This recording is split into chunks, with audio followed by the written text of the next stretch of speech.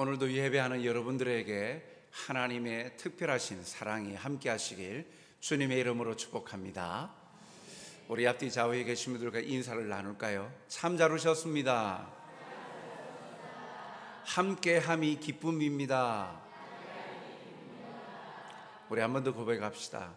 예수님을 믿음이 축복입니다. 아멘. 예수님을 믿는다는 것 얼마나 큰 축복인지 깨닫지 못하고 신앙생활을 하는 것은 참으로 억울하고 참으로 어리석은 인생이 될 수밖에 없지요. 오늘 말씀을 통해서 아는 것과 믿는 것은 다르다라는 사실을 우리 함께 나누고자 합니다. 예수님은 3년간의 그 공적인 생애를 사시는 하나님의 약속의 말씀을 증거하고 하나님 나라를 선포하시는 그 공생의 사역에 안식일마다 회당에서 말씀을 가르치십니다. 오늘 말씀을 보면 가버나움이라는 이 갈릴리 지역의 대표되는 큰 도시이죠. 이 가버나움에 들어가셔서 회당에서 말씀을 가르치는 내용이 나옵니다. 그런데 이 예수님의 가르치심에 대한 반응들이 다양합니다. 먼저 예수님의 이 가르치심에 대한 사람들의 반응을 살펴보면 21절 하반절을 보니까 예수께서 곧 안식일에 회당에 들어가 가르치심에, 이 안식일에 말씀을 가르치셨다. 회당, 우리에게는 회당이라는 것이 좀 생소하죠. 그런데 유대인들에게 이 회당 하면은 굉장히 친숙하고 익숙합니다. 바벨론 포로 생활로 인하여서 성전이 소멸이 되어지고 그럴 때 흩어져 있던 유대인들이 10가정 이상만 되면 그들이 모여 있는 곳에서 회당을 지었습니다. 건물을 짓지 아니하더라도 때로는 한 가정을 내어서라도 회당의 역할을 하게 하였죠. 그 회당은 평일에는 그 말씀을 가르칩니다. 어린 자녀들에게 토라, 이 하나님 율법과 말씀을 가르치는 교육의 장소입니다.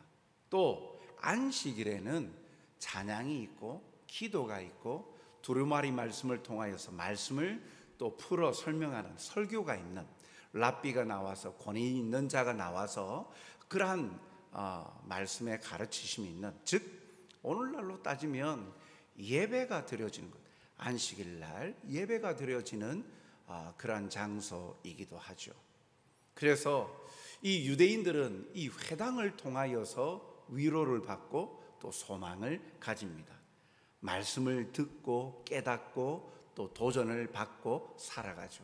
어릴 때부터 말씀 훈련을 통하여서 그 말씀이 인생에 살아가야 될 지표로 가르침을 받습니다.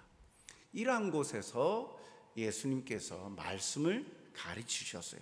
그런데 그 말씀을 가르칠 때 사람들의 반응은 놀라움이었습니다.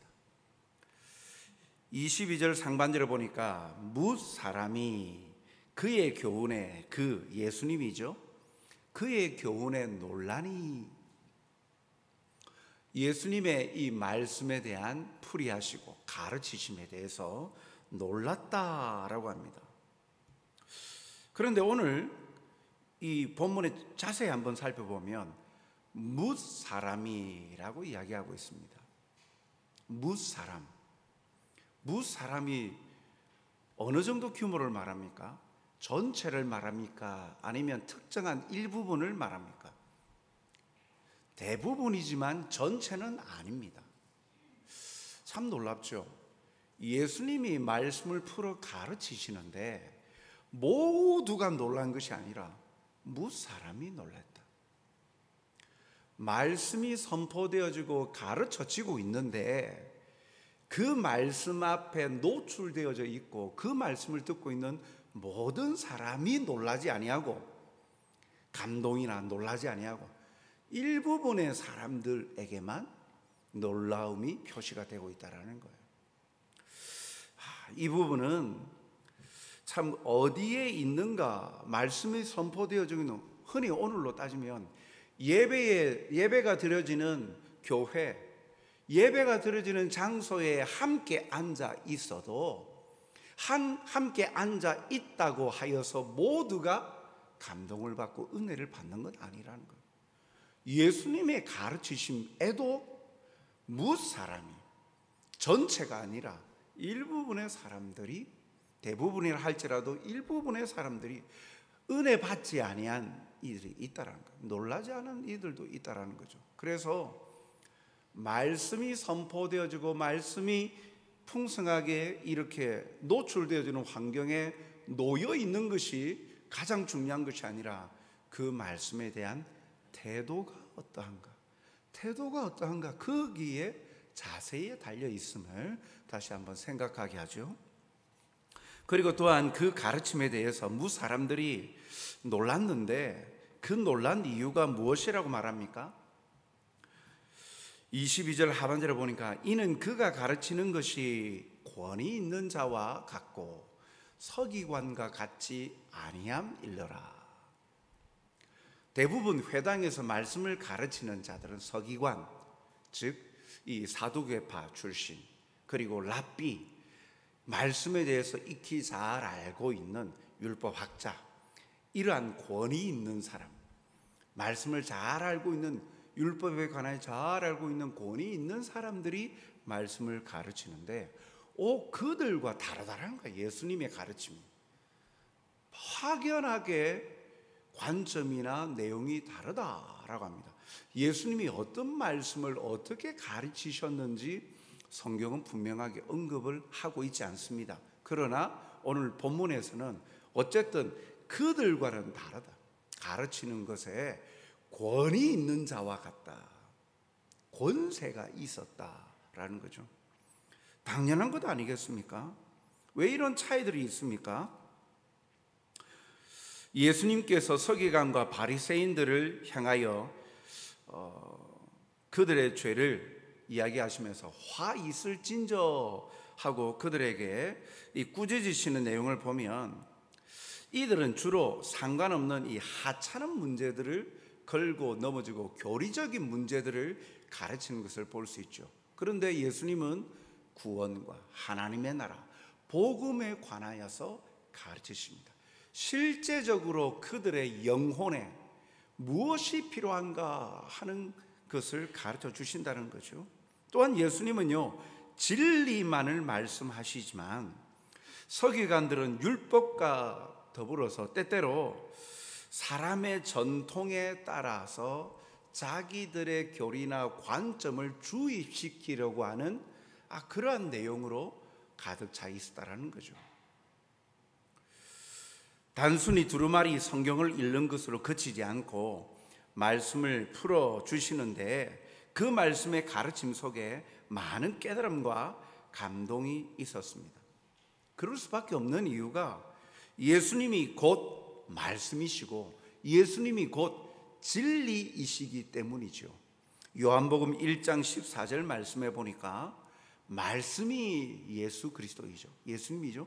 말씀이 육신이 되어 우리 가운데 거하심에 우리가 그의 영광을 보니 아버지의 독생자의 영광이요 은혜와 진리가 충만하더라.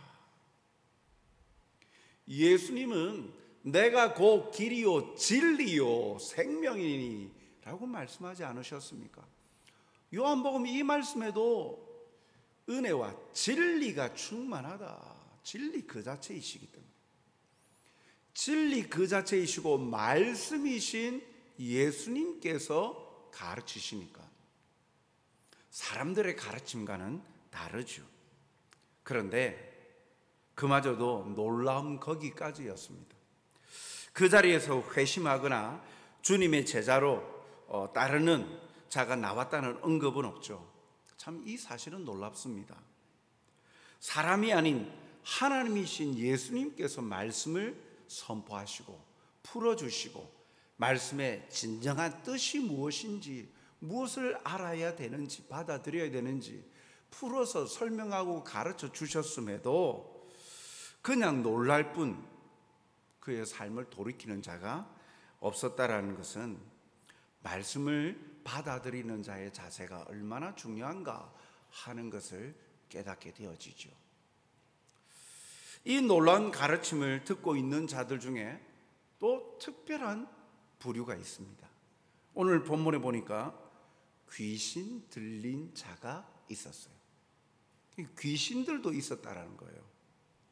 마가복음 1장 23절에 보니까 마침 그들의 회당에 더러운 귀신 들린 사람이 있어 소리질러 이르되, 더러운 귀신, 온몸이 더럽다 그걸 말하는 게 아니라 악한 영적으로 더러운 악한 귀신 들린 자가 있었다라고 이야기합니다. 그 귀신에 사로잡힌 사람이 소리를 지르면서 예수님을 대적합니다. 그래서 이 예수님의 가르치심에 대해서 귀신들은 고통이었음을 알 수가 있죠. 그런데 한번 생각해 보십시오. 이곳이 어디입니까? 회당입니다.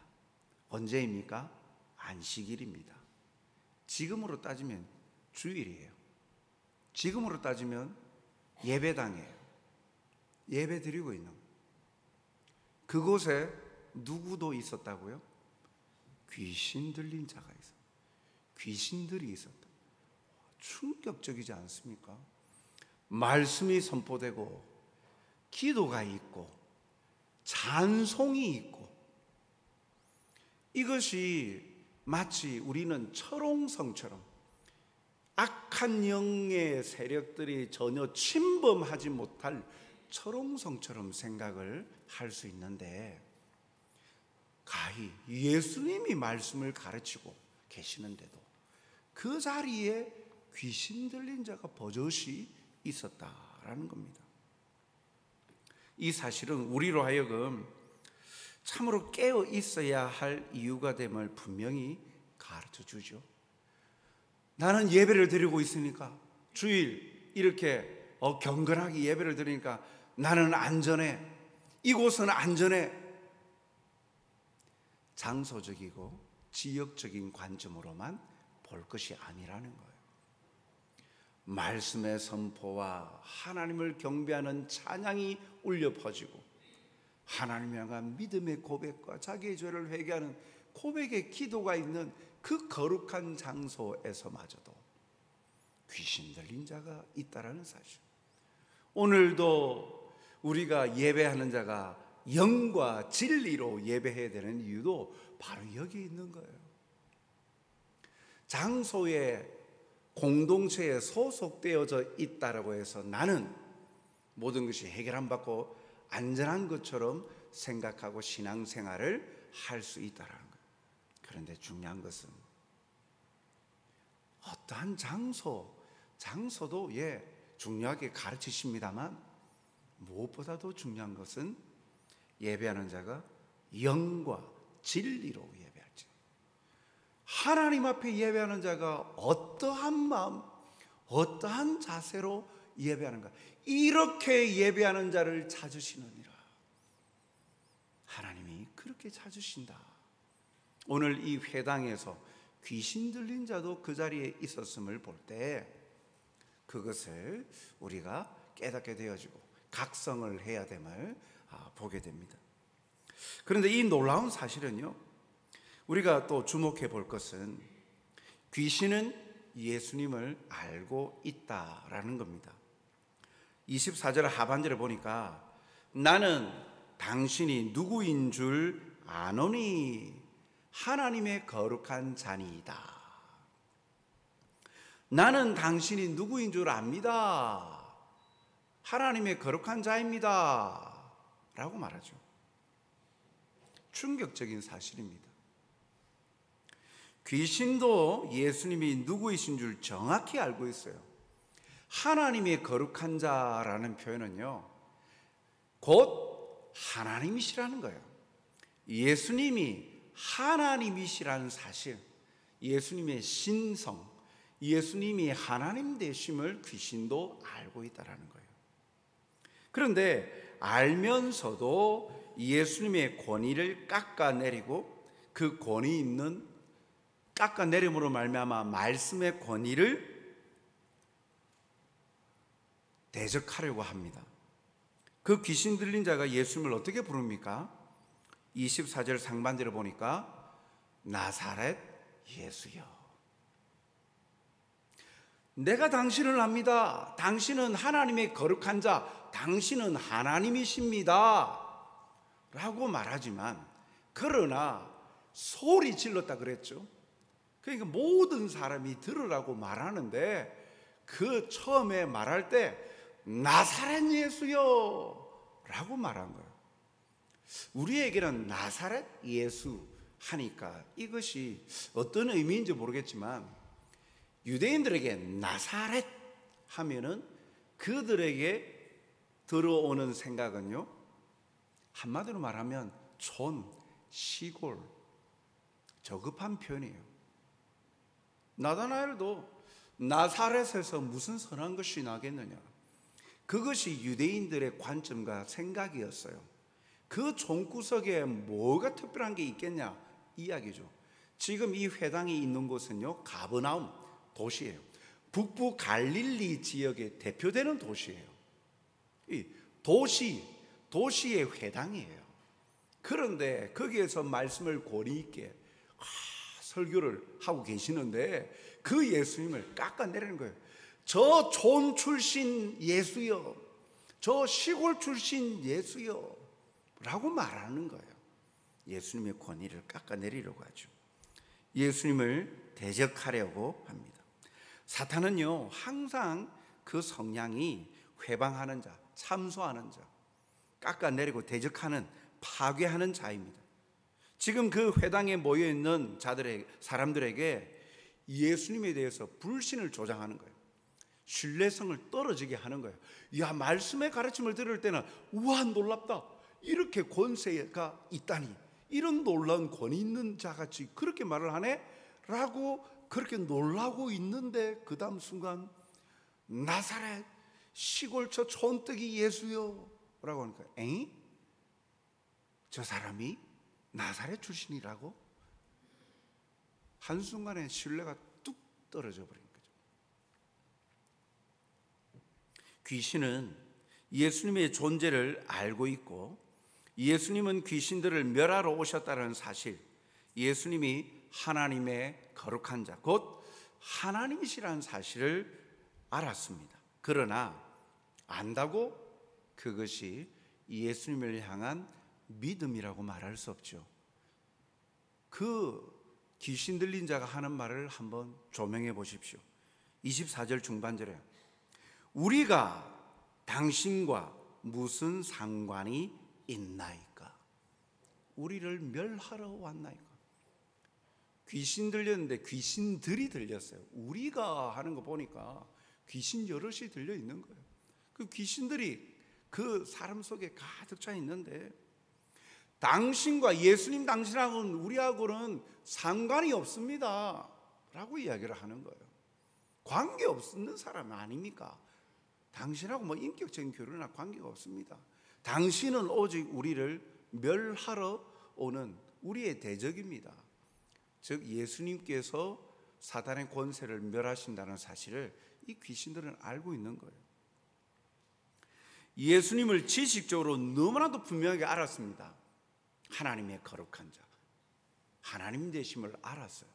그러나 지식적으로는 알지만 믿지 않기에 예수님을 주로 모시거나 예수님으로 말미암는 소망을 받아들이길 거부하고 자신을 대적하는 세력으로 치부하고 있는 거예요.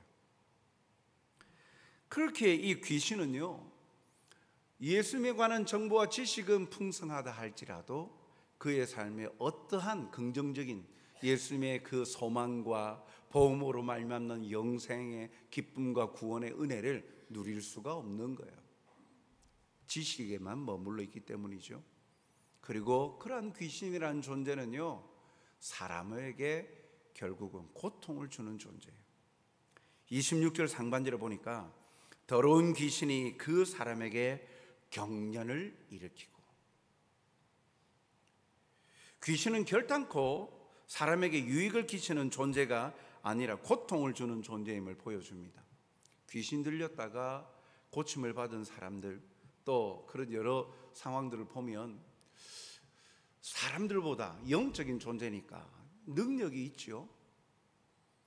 그러다 보니까 그 권세에 힘입어 가지고 또 그 사람의 마음을 후려잡고 또 사람들이 알지 못하고 행하는 일들도 하면서 왠지 모르게 귀신에 사로잡힌 사람이 처음에는 승하는 듯하고, 그래서 많은 돈을 모으죠. 흔히 말하는 무당들, 야, 영험한 무당이 있다. 그래서 앞니를 예언해 준다. 진짜 귀신 들린 무당들, 그냥 사기치는 이 무당들 말고 진짜 귀신 들려 있는 무당들. 예. 그래서 정치인들 뭐 여러 사람 사는 것 없이 심지어 그리스도인들마저도 사업이 잘 될지, 아들이 어떻게 될지, 자녀가 어떻게 될지, 그러면서 그 찾아가는 포스터를 있지 않습니까? 그래서 부를 이렇게 축적해주고 잘 되는 것처럼 보이죠.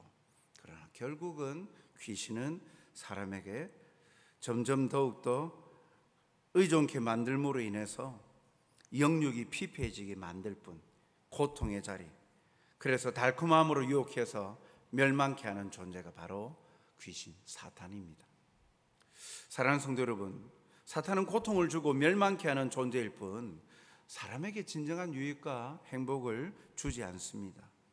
미혹케 하는 이 영인 사탄에 현혹되지 않도록 깨어 기도하는 자들이 되어야 되고, 특별히 오늘 이 말씀처럼 예배가 드려지는 장소에서도 귀신이 버젓이 있다라는 사실, 예수님이 말씀을 가르치시고 선포하시기 전까지 찬양이 있고 기도가 있는 시간에도 버젓이 있다가 예수님의 가르치심이 거의 끝나갈 때, 그때 크게 소리치는 거예요. 이 예배의 자리에도 우는 사자와 같이 삼킬자를 두루 찾아 헤매이는 그런 악한 존재임을 깨달아서 영과 진리로 예배하고 경계하며 나아가는 성도들이 되시길 바랍니다. 깨어있지 아니하면 두렵죠, 이런 말 하니까. 그런데 그 사실을 우리는 인지를 하고 있어야 되는 거예요. 때때로 갑자기 우리가 막 소리 지르면서 뭐 광인이 되고 미친 사람이 된다, 그런 걸 말하는 게 아니에요. 귀신들은 교모의 이 예배의 자리에서 말씀을 듣지 못하도록 회방하고 방해하잖아요. 딴 생각하는 거예요. 몸은 이 자리에 앉아있는데 딴 생각하게 만드는 거예요.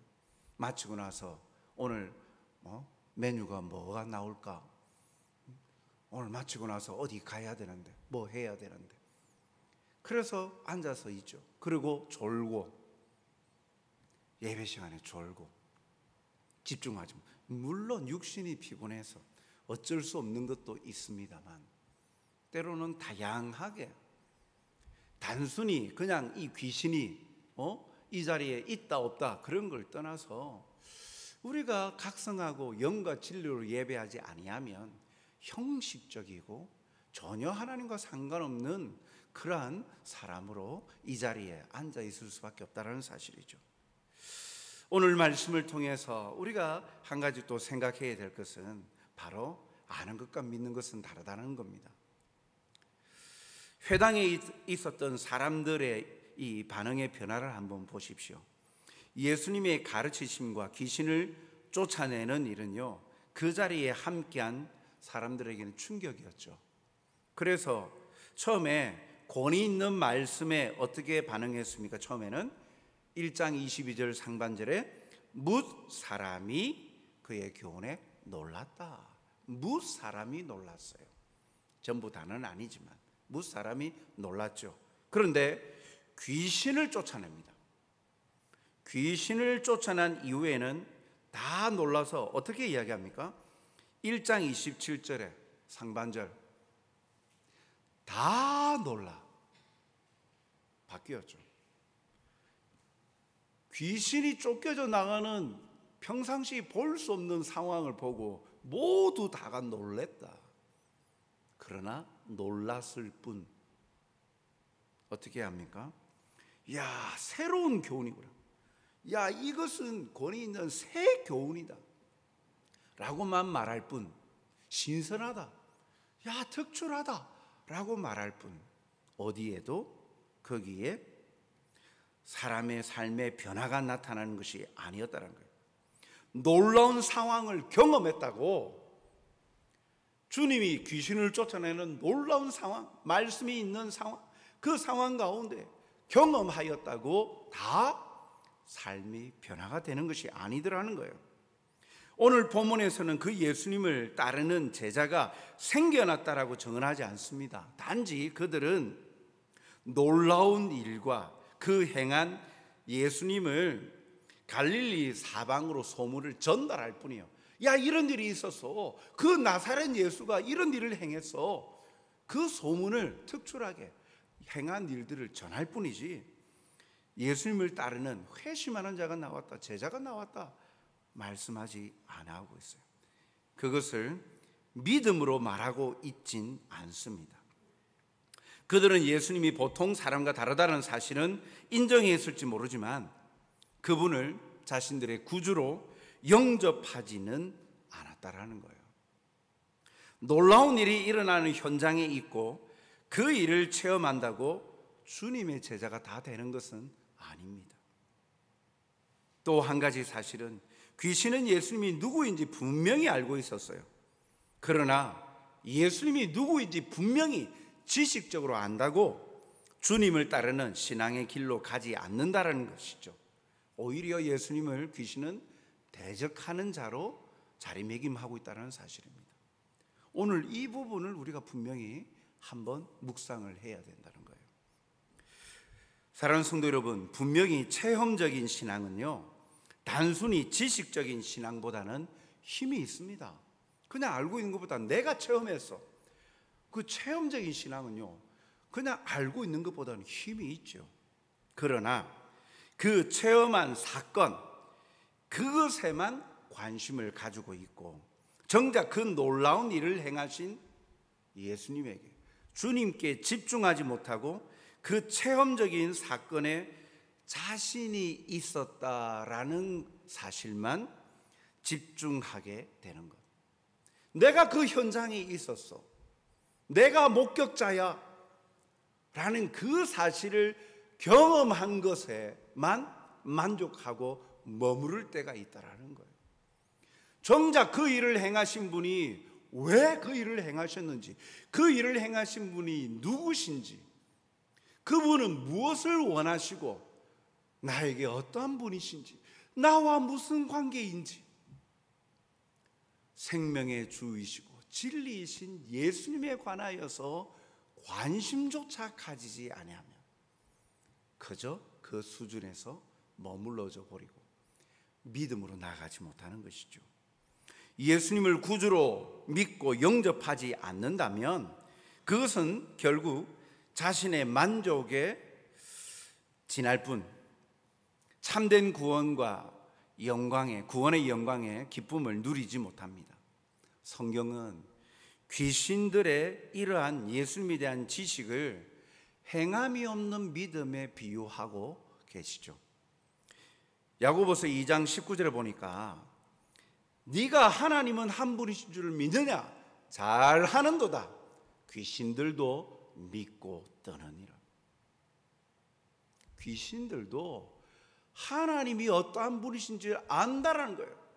잘 아니까 떤다는 공포감에 휩싸이는 것이죠. 귀신들은요, 하나님이 어떠한 분인지 지식적으로 충만한 거예요. 그러니까 공포가 엄습해오죠. 자기는 악이니까, 자기를 멸하신다는 걸 아니까. 즉 알고 있지만 더 이상은 아닌 거예요. 하나님의 주인 되심과 위대하심을 알고 믿어 공포감에 떨지만 그 하나님과의 인격적인 관계는 없기에 공포의 자리에만 머물러 있는 거예요. 그래서 피하려 하죠. 가까이 하길 꺼려 하죠. 빛 대신 하나님과 자기는 어두움이니까, 빛과 어둠이 함께 할 수 없듯이 빛이 함께하면 어둠은 다 드러나니까 우리의 신앙도 이 수준에 머물러 있어서는 안 됩니다. 무슨 말이냐면 말씀을 들어서 알긴 알지만 순종하지 않으면 벌 받을 것 같아서 그 두려움에 공포에 어쩔 수 없어 순종하는 적당한 선에서 타협하려 하는 것, 이것은 바른 신앙의 모습이 아니죠. 신앙의 연수가 쌓여가면서 들은 이야기는 많은 거예요.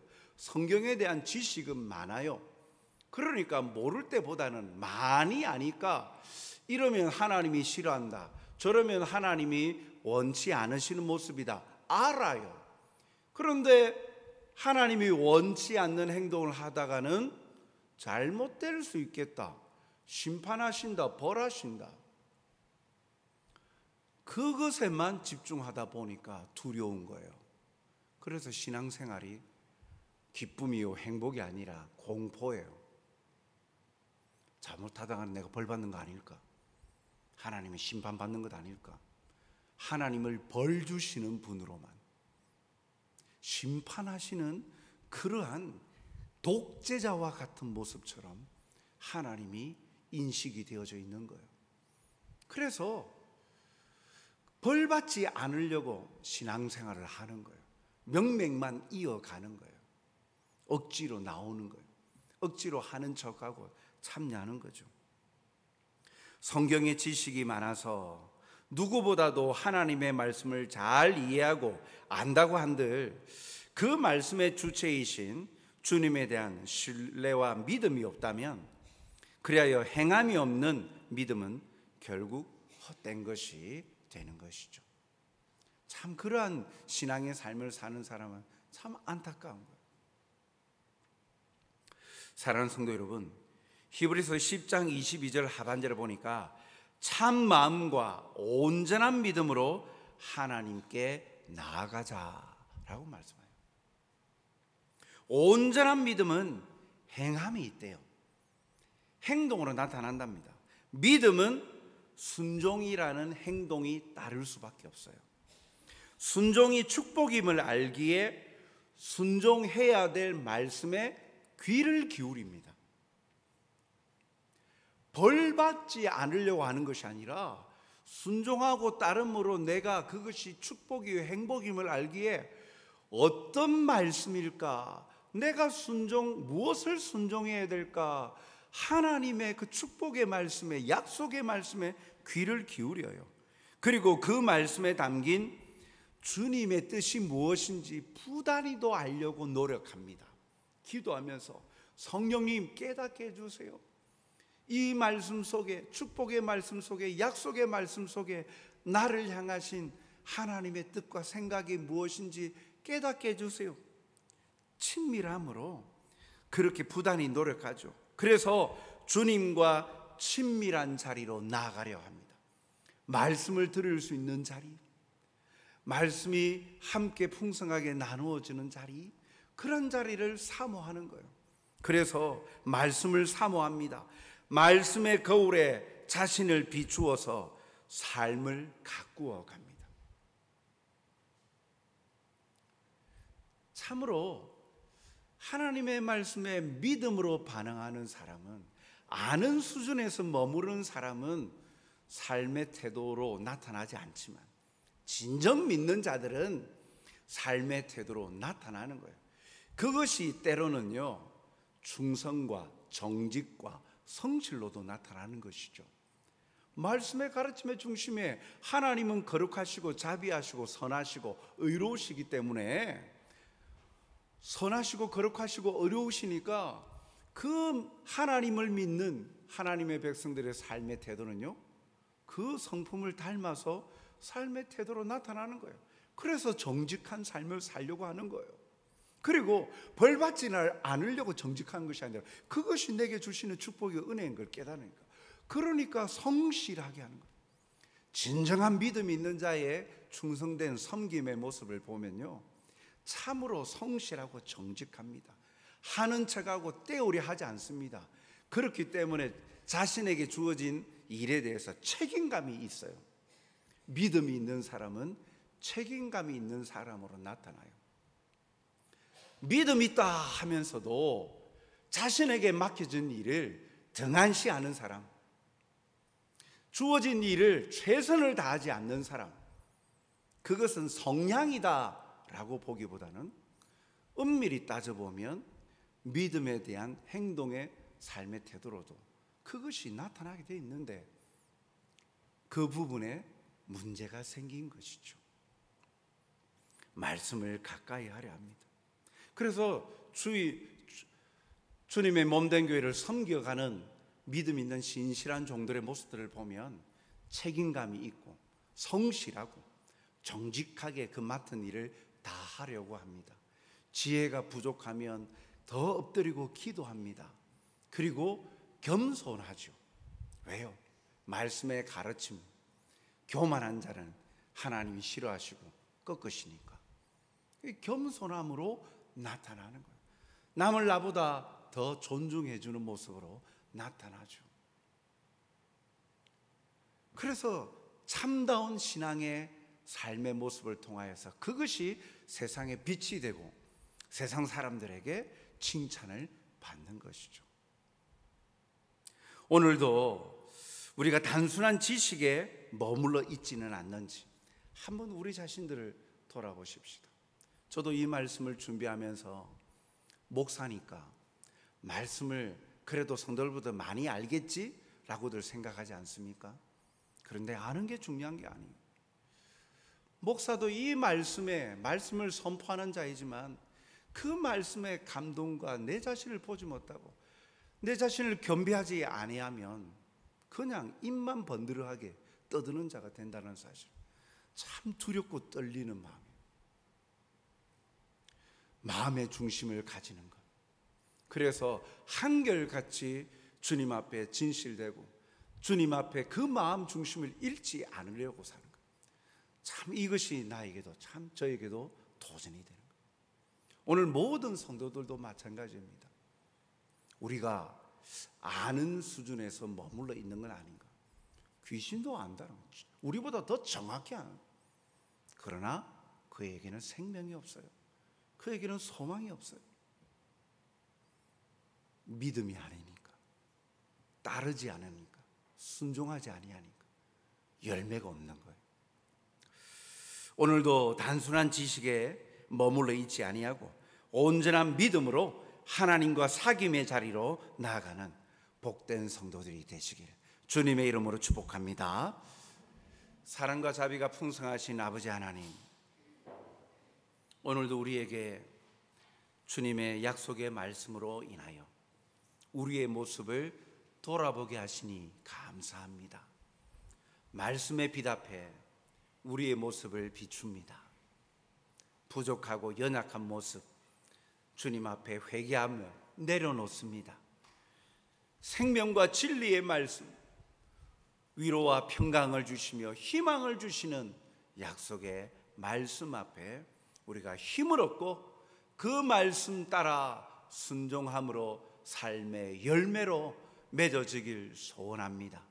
그 가운데에 풍성한 은혜가 있음을 우리가 믿기에 알기에 더욱더 주님과 친밀한 자리로 나아가게 하여 주시옵소서. 말씀을 가까이 하며 성령의 인도하심을 따라 말씀 속에 담긴 주님의 뜻을 분별하여 하나님, 이 악한 세대에 참으로 하나님의 선하시고 기뻐하시고 온전하신 뜻이 무엇인지, 우리를 향하신 생명의 말씀이 무엇인지, 뜻이 무엇인지 분별하여서 주님의 마음을 닮아가는 주님의 성품에 참여하는 자들이 되게 도와 주시옵소서. 그리하여 참으로 1년을 살아도 하루를 살아도 1시간을 살아도 주님을 섬김에 행복을 누리는 자, 공포감에 떨며 억지로 하는 자가 아니라 참 행복을 누리며 살아가는 복된 자가 되게 도와주시옵소서. 감사하오며 예수님 이름으로 기도하옵나이다. 아멘. 예수 나의 사모하는 친구, 나의 기도 들으사 응답하여 주시니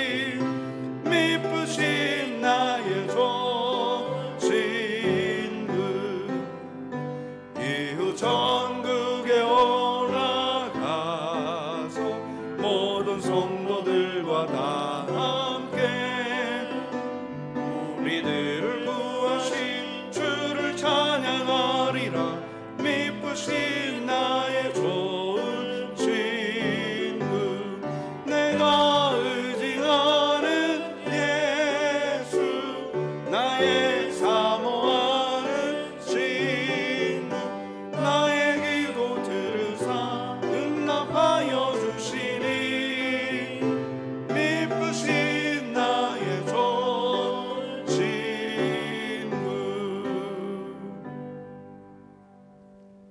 모든 것이 주께로 말미암아 사오니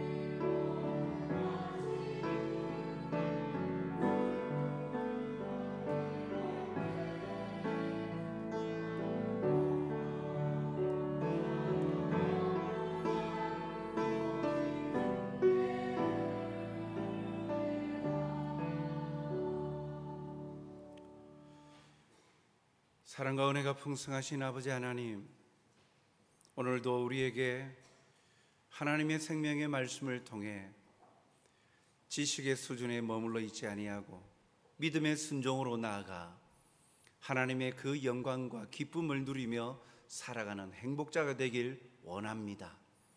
두려움에 사로잡혀 참으로 우리의 신앙의 삶이 껍데기로 전락하지 아니하도록 참 생명과 그 풍성한 평안과 은혜를 맛보며 누리는 행복자로 살게 하여 주시옵소서.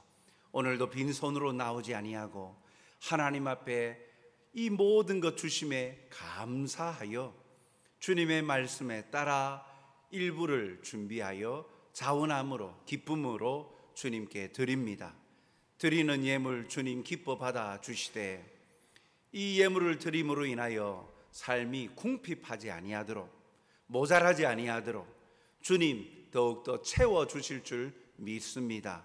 채워주시고 풍족히 내려 주시어서 오히려 더욱더 풍성함으로 함께 나눌 수 있는 기쁨이 가득하도록 역사하여 주시옵소서. 드려진 예물 하나님의 복음이 증거되어지고 생명 살리는 일에 귀하고 투명하고 아름답게 쓰임받게 하여 주시어서 복음의 열매들을 많이 맺어갈 수 있도록 인도하여 주시옵소서. 오늘도 예배드리고 돌아가는 발걸음 가운데도 함께하여 주시어서 마음에 하늘로부터 임하는 하나님의 평강을 맛보게 하여 주시고 성령의 인도하심을 따라 행함으로 육체의 욕심을 이루지 아니하고 거룩하신 하나님의 뜻을 이루어 늘 항상 담대히 살게 하여 주시옵소서. 감사하며 예수님 이름으로 기도하옵나이다. 아멘. 네, 우리 교회 소식 알려드리겠습니다. 오후 예배 후 목양실에서 당에 있습니다. 이번 주 금요 기도회는 구역이 함께하는 기도회로 모이겠습니다. 다음 주 오전 예배 후 찬양대 연습실에서 지혜장 모임이 있습니다.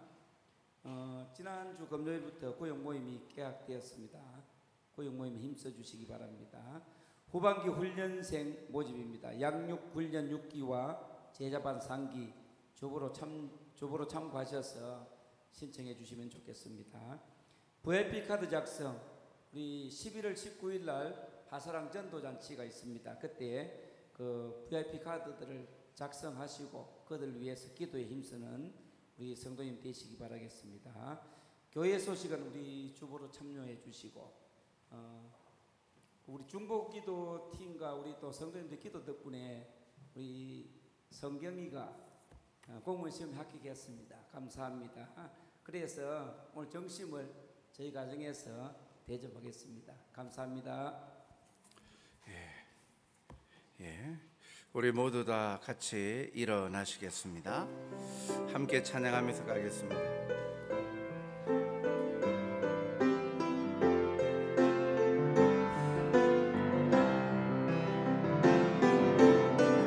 힘들고 지쳐 낭망하고 넘어져 일어날 힘 전혀 없을 때에 조용히 다가와 손잡아 주시며 나에게 말씀하시네.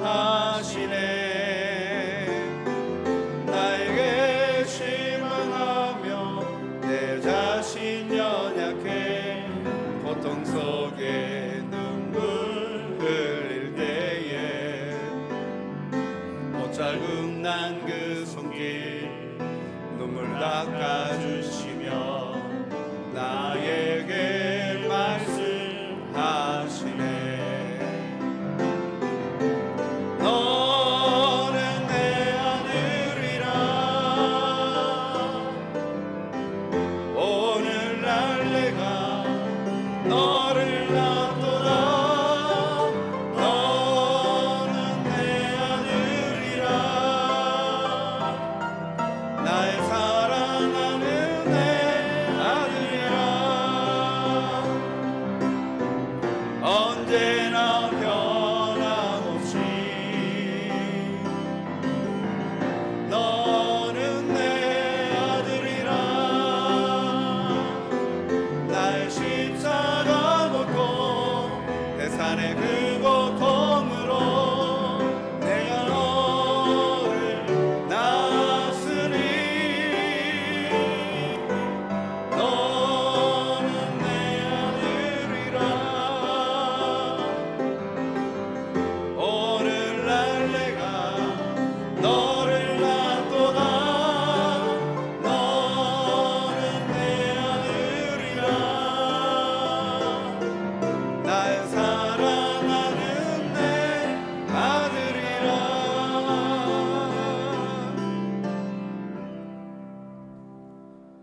지금은 우리 주 예수 그리스도의 은혜와 하나님 아버지의 크신 사랑하심과 성령의 감화감동 교제하심이 오직 예수님을 주로 또한 우리의 구원자로 인정하며 믿고 영접하여 주님의 말씀을 따라 행함으로 그 말씀 속에 담긴 그 약속하신 축복을 받아 마음껏 누리길 소원하는 이 자리에 모인 사랑하는 주의 백성들 모두 머리 위에 또 가정 위에 생업 위에 영원토록 항상 함께 있을지어다. 아멘.